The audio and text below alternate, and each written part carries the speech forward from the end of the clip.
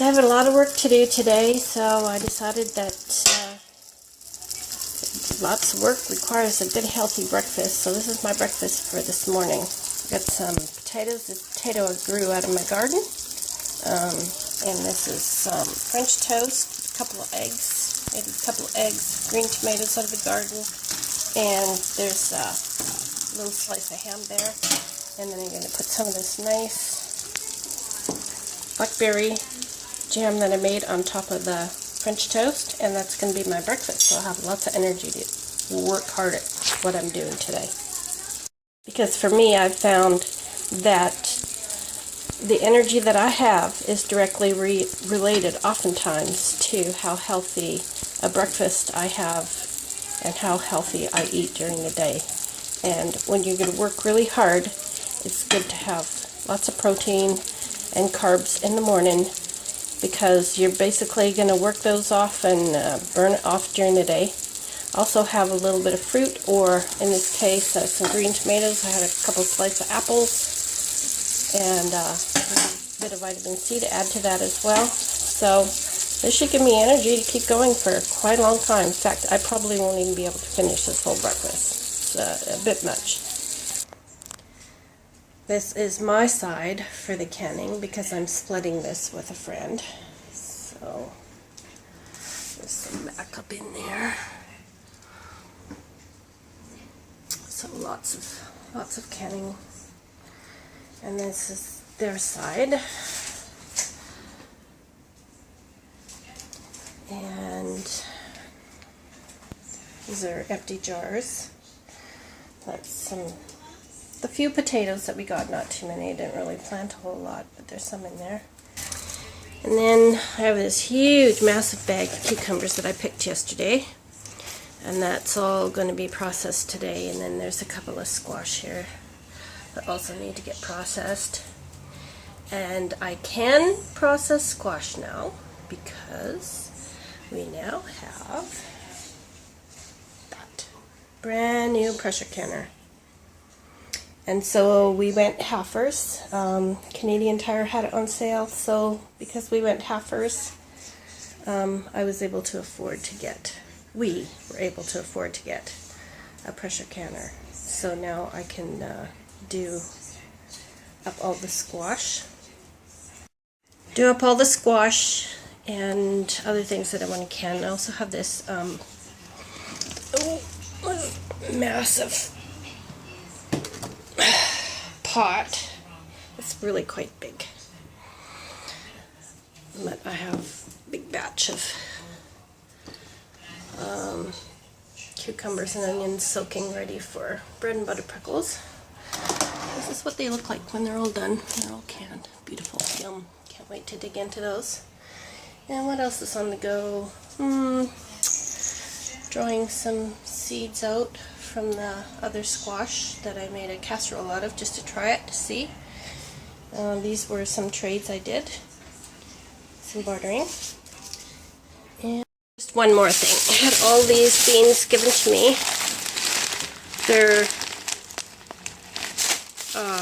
They're not outdated quite yet, but they're ready to be at that point where they need to be dealt with. So there's pinto beans, pink beans. I don't know if these are all pinto beans. Oh, there's some navy beans in there. Pinto beans,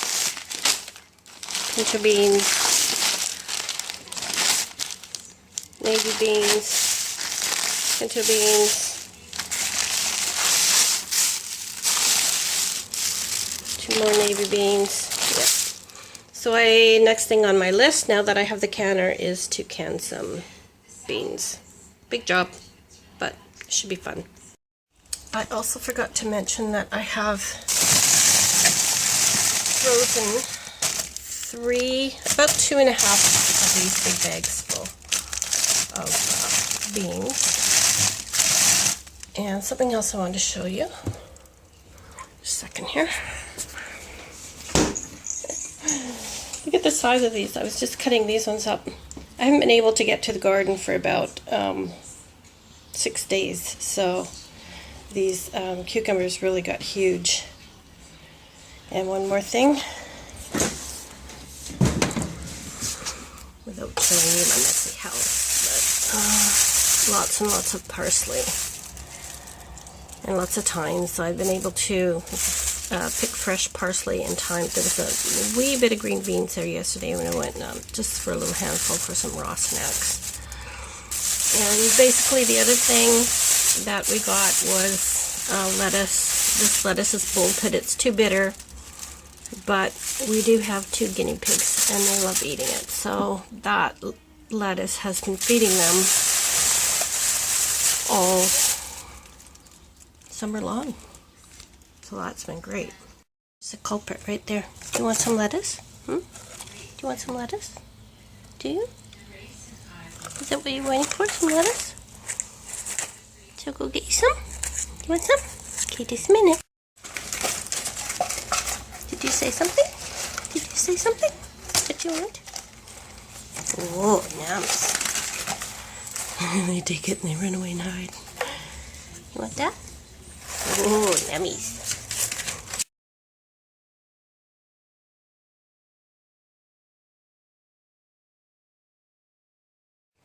So it is September 8th, and I have not been to the garden in, I'm sure, a week, because I haven't been feeling well part of the time, and I've been busy part of the time, and I'm still not feeling 100%. I'd much rather be home sleeping right now, but I know there's probably a lot of stuff to do in here, so I gotta come at least get caught up on some things. And it's a glorious day, so it's a nice day to come out here and get caught up. So I have my trusty sidekick with me, but I think she's in a zone, listening to music. Okay. The cucumbers have some mildew on them, which is normal for this time of year. I don't know how many cucumbers will be on there yet, but maybe some. We'll have a look and see. I'll let you know. This might be a mistake, but I'm going to let these peppers here continue to grow. And maybe they'll get some nice color on them. I'm hoping. Yeah, there's definitely peppers in there.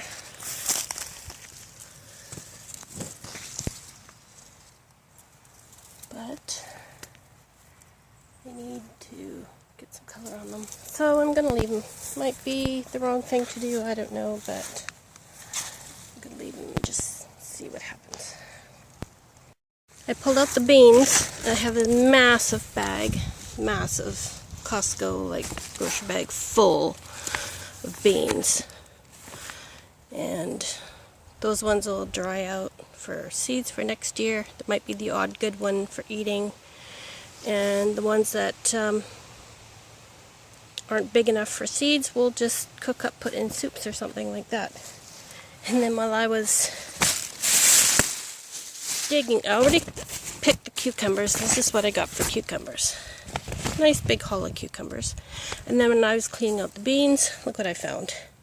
They were hidden. 2 of these. I wouldn't have seen them if I didn't clean out the beans. They were hiding in amongst them. So that's bean plants all pulled out now. Gave room for the cucumbers to get some sunshine. They'll continue to grow for a while. There's still lots of mini little cucumbers on there. Got these beans are pretty much picked out. Oh, I missed one right here. I'll show you some of the sizes of them when I get home. I'll let these dry out a bit and then I'll clean these, come back and clean these all up. Something that I wasn't happy about though was my sage has that mold all over it, so I won't be picking sage. I think what I'll do is I'll dig this up, take it home, put it on my deck, and I'll cut off the ones that have the mold on it. I still have a lot of parsley growing though. The odd little bit of lettuce still. Parsley, parsley, parsley. Parsley likes this cool weather, so they should do fine. I'll come in here and I'll get this all cleaned up and get it ready for the winter garden. Little update as to what's going on in the gardening area without being in the garden today. I just thought I'd do something different and just let you know what's going on with the vegetables. Final count as of September, what's today, 12th? I think it's the 12th. Okay, I'm going to walk you through this. So, I did this one of the last things I did was this vegetable medley, and it's got squash, potatoes. The squash I traded, the potatoes are out of the garden. I did clean up and find some more of those scabby potatoes, but once they're cleaned up, they're actually really, really good potatoes. I broke one of these open and made some stew with it, and it's really yummy. And carrots on the top, had a big bag of carrots given to me. And then I had leftover bell peppers, so I put those on top of that.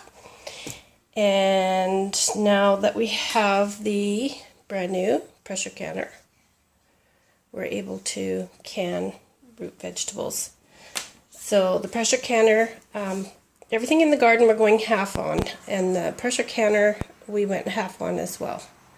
So everything that I make in the garden I split 50-50 pretty much with the friend who was kind enough to negotiate this little garden plot for me to work on. So and they've been very helpful with a lot of other things as well. So we're splitting everything pretty much down the middle. So I want to do a final count of everything that we have. So the vegetable medley, I only did 7 quarts because it didn't have a whole lot of potatoes. I still have one giant squash that I have to process. The bread and butter pickles, okay, you got a number in your head? So far, and I don't know where it is right now, but I have I have a great big giant pot full soaking in the pickling salt, ready to do another probably 10 jars, I would imagine, out of the next batch. So if you include those 10 jars, then that would make 26 quarts of bread and butter pickles. Then the small, put down the small bread and butter pickles. Maybe this was the only one, because I don't see it on my list, so I probably just filled up this extra one small jar of bread and butter pickles. The garlic dill, only did 4 quarts of those. Regular dill pickles, 14 quarts. So that's not bad. The reason why there's such a huge difference is the dill situation. Sometimes I went to make the dills and the stores just didn't have any of the fresh dill. And I don't make dill pickles from dried out dill seeds. Peaches, my friend went and got a good price on peaches, so I did 11 quarts of peaches, not from our garden. The beans, of course, were from the garden, and they were the biggest producers. So quarts, and here you see a quart jar where I've just mixed them all together. This is one that I kept for myself. Most of the time, if I put 2 together, I put the yellow on the bottom and the green on top or something like that. Make it look nice. But altogether, we have, out of all the beans, 33 quarts of beans and 12 pint jars. The zucchini relish, which is what you see here,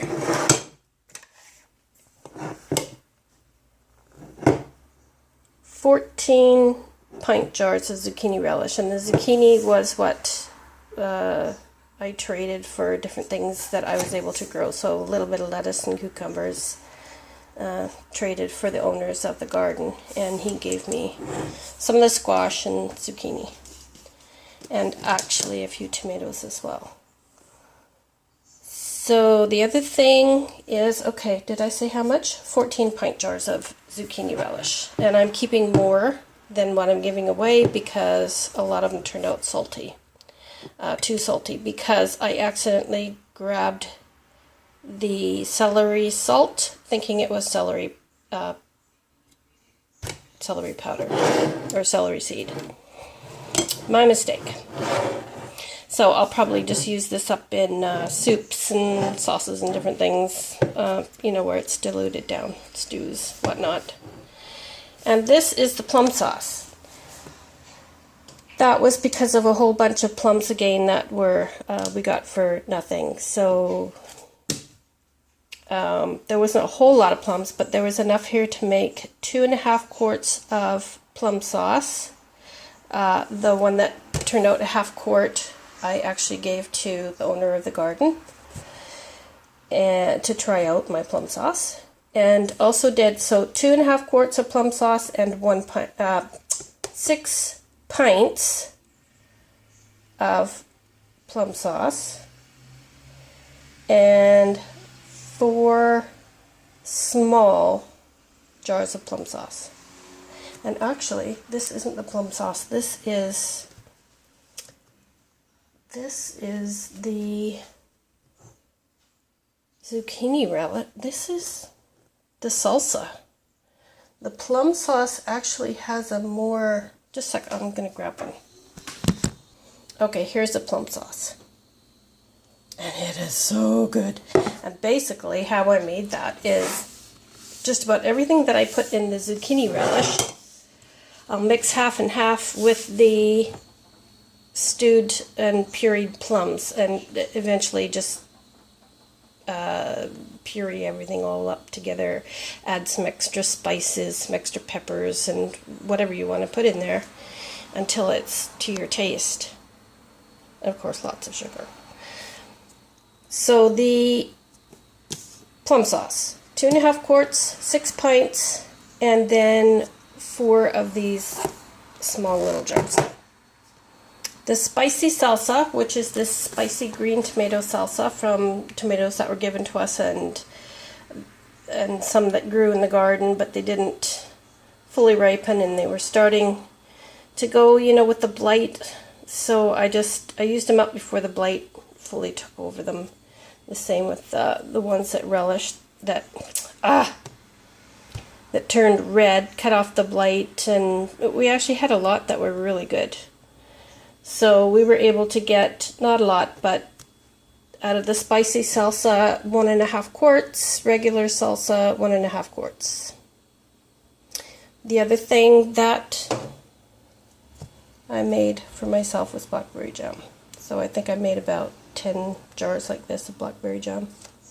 Different assorted jars I have.